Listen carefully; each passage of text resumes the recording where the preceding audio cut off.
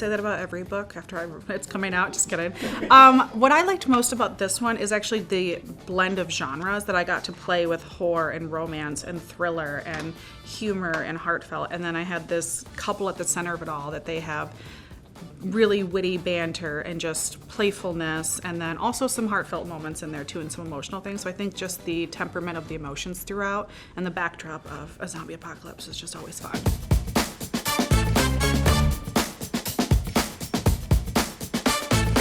I have a little bit of inspiration on two parts. One, the Doomsday Prepper, I had this idea of a girl who's raised by a Doomsday Prepping father.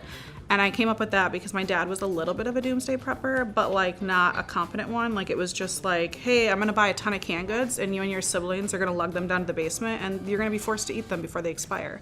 And so then I was like, what if my dad was like super into it, like for real? And then like I resented him and then I left and I was like, I'm never coming back because you ruined my childhood. And then there's a zombie apocalypse. And the reason the end of the world is zombies is because my dad actually showed up at an event of mine in 2022.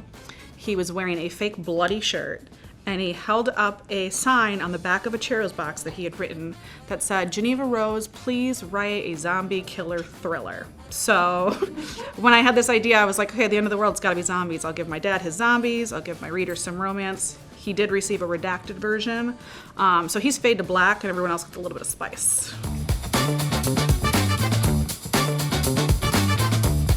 Definitely, like, I think that's like most dads, of like giving advice all the time, and that's Dale's role. And especially he is now like in his element. He's like, I've prepped for this, and now you're gonna listen to me, Casey, because I know what I'm doing. So I think in that element, or that facet of having a dad who always wants to give advice on everything.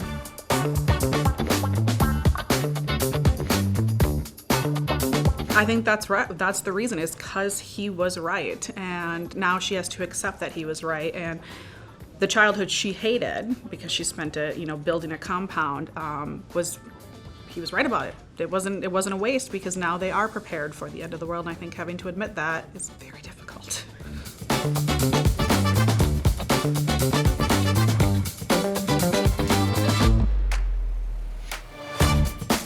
I think as the story develops and you realize that their backstory is more complicated than you thought, it's not just a high school bully, there were feelings there before. I think that's what's hard, is they've hurt each other before, and now it's like, fool me once, shame on you, fool me twice, shame on me type thing. And I think reopening yourself up, especially in the backdrop of a zombie apocalypse where you're extremely vulnerable, I think that's where the difficulty comes in between them. I mean, when you throw in, your high school bully, and then you come back to your father's compound, and now that's your dad's right-hand man, and it's like, I told you about this guy. And he's like, I don't remember this guy. He's my best friend now. I think that screamed enemies to lovers.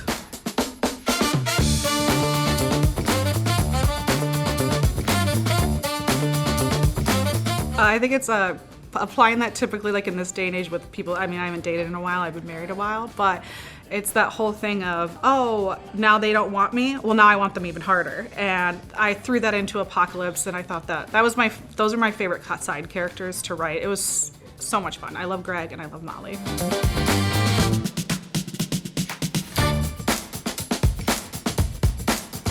I think it was more of, she knew him and she felt like obligated to be with him. It's like, well, this is who I was with before the world ended. Just because the world ended doesn't mean I get to just go be with someone else. This was my man that I chose. And I think that's why it's that comfort. But it's also her trying to fight her feelings for Blake, because she's like, I don't trust you and I'm not going to get hurt again. So I think those were the feelings at play there.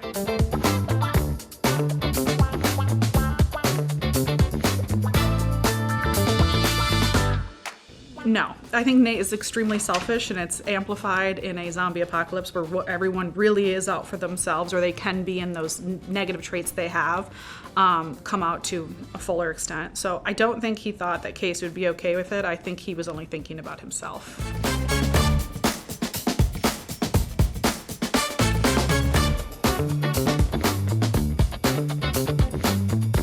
To be continued. Mew, mew, mew.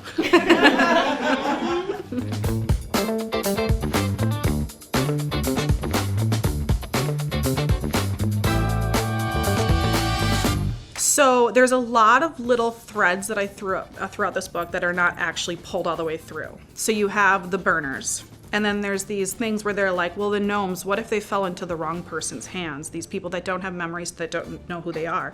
Could they be used as an army? Could they be used as bait for zombies? What could they be used for? There's Blake's father. Whatever happened to him? And then there at the book ends where there's new people at the compound too. Who are these people? Are they good? Are they bad? We will find out.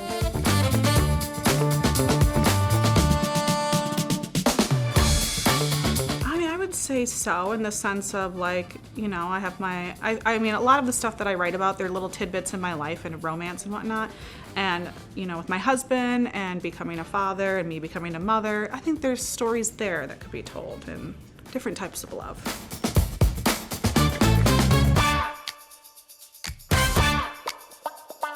Oh my God, she would be on top. she would destroy Nate, and she would be leading the compound, and Casey would have to follow in her footsteps. Casey would not like that. Casey would not. She'd be like, fine, you can have it. I'm gonna say now, I'm postpartum, 9 weeks. I'm gonna say my baby's laughter or my husband with my baby. That makes me so cheesy, so postpartum.